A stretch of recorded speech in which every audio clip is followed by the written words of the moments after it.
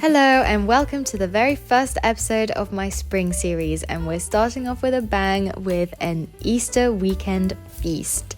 Now, even if you don't celebrate Easter, this lamb recipe is incredible. It's so simple and it's absolutely fail-proof. Once you know how to make it, you can switch up the flavors as well, so you can do lots of different combinations. It's a great recipe to have in the back pocket when you want a feast to impress with minimal effort. And to start off, I'm gonna blend together all the ingredients for my marinade, and to celebrate the start of spring, I've gone for a really herby marinade and also used some wild garlic, but if you can't find that, you can swap it out for garlic. And the final prep, I'm going to peel and halve lots of red onions. Now I'm going to get a baking dish which is big enough to fit my piece of lamb in, and I'm going to put the red onion at the bottom as a support for the lamb to sit on. Then I'm going to rub my marinade all over my leg of lamb. You can use a shoulder of lamb instead, and just big enough to feed however many people you need. Rub the marinade in.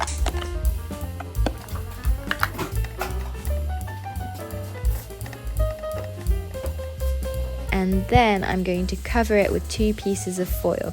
I use 2 to make sure I can really cover the entire dish and get a good seal. It's really important that it's properly tight and sealed in. And that's it. It just goes into a low temperature oven for at least 5 hours. And you can see that the meat is so tender and it just falls apart into those juices and that marinade.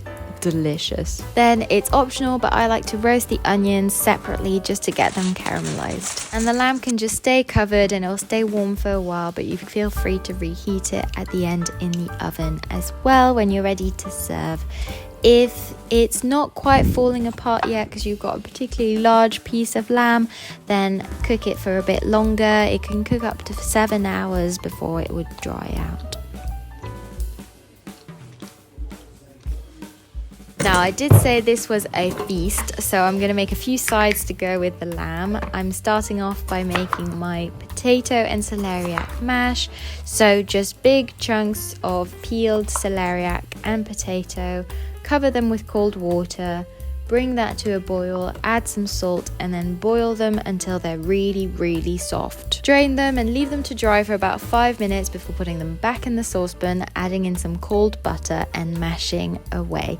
I like to season with a bit of salt and some grated nutmeg. I also think lamb goes really well with slow cooked beans, so if you don't fancy the mash, I really recommend making my cassoulet beans. The recipe for these are on my website. I'm also going to make a nice fresh spring salad to cut through, so I'm going to add some lettuce, some peas, some watercress, and dress that with a really simple French dressing, whole grain mustard, honey, apple cider vinegar, salt, pepper, and extra virgin olive oil, and that's it. Then to add a bit of freshness and crunch, I'm making a little gremolata, but this is completely optional. I'm just going to chop down on a board some parsley, garlic, salt, and then some toasted almonds and pine nuts. I just happen to have those nuts in the cupboard. Feel free to swap them out for whatever you've got on hand. If you've got some stale bread as well, then you can toast that and chop that in. That works really well. And then just finish it off with some lemon juice. And that's it, the feast is ready. I've also added a few of my wild garlic butter radishes as a starter. The recipe for that will be up in my website this month.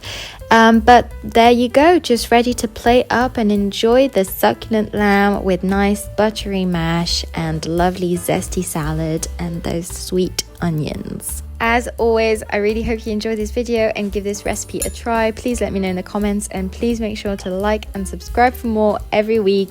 Little bonus tip this week as well is if you have any leftovers, just make them into a pie, and you can even save that in the freezer to have as an emergency.